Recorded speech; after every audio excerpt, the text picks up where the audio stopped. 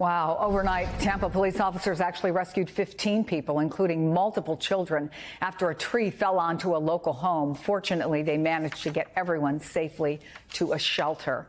Let me go now to Lars Anderson, former senior FEMA official under President Obama. I just wonder what goes through your mind when you see video like that. I'm glad that they're okay. It goes to the point, though, that when local officials say to get out, you need to get out, because not only are they risking their own lives, but they're risking the lives of those that will eventually come and hopefully rescue them. So I'm just glad that they're safe. Yeah, I was listening to the governor this morning, and he was talking about the fact that there were 125 active rescues. Now, some of them may have been related to the tornadoes, and we know that obviously people weren't expecting that. But when people hear warnings today, like stay home, be careful about standing water. We've talked a lot about that over the course of the last 90 minutes. What's your message to people as someone who has experienced this?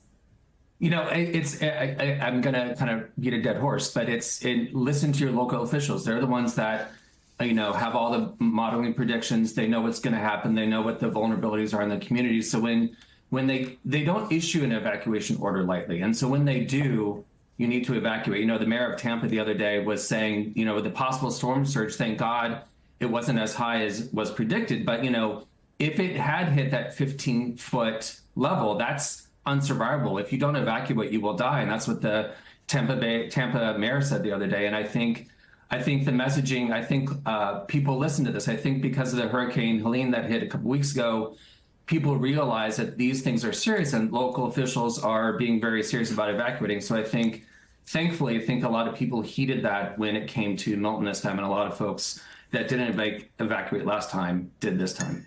I think it was notable that we heard from the DHS secretary today. He was actually in North Carolina. And when we just heard from President Biden as he was walking out, he said, listen, my message is that long after the reporters are gone, the TV cameras are gone, we're still going to be here. FEMA is still going to be there. And so from your experience, can you talk a little bit about what both federal workers, state workers, local workers are facing, but also just people, many of whom have had to endure back-to-back storms?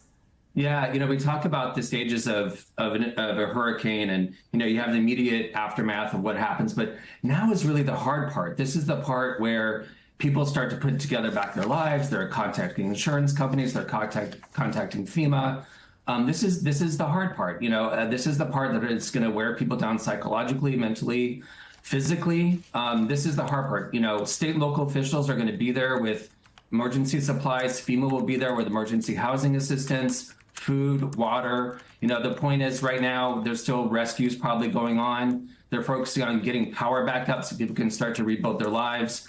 But this is the hard part. The rebuilding takes a long time, and this is going to be billions and billions of dollars on top of the billions of dollars from Helene just a couple of weeks ago. So this is really the tough part, and people have got to be prepared for that. And look, people in Florida who've gone through these hurricanes before know that this is the tough part. But I think, constant attention is going to have to be made. Now, FEMA does have the funds right now to get through these immediate needs of the last two hurricanes. But when Congress does come back, there probably will need to be some supplemental funding passed to replenish the disaster relief fund that FEMA uses to not only pay for these immediate needs, but reimburse local governments as well, because local governments and state governments are putting out funds right now for these immediate kind of rescue efforts and immediate needs, and FEMA does reimburse those funds. So I think Congress will have to do its job and allocate some more money for the disaster relief fund.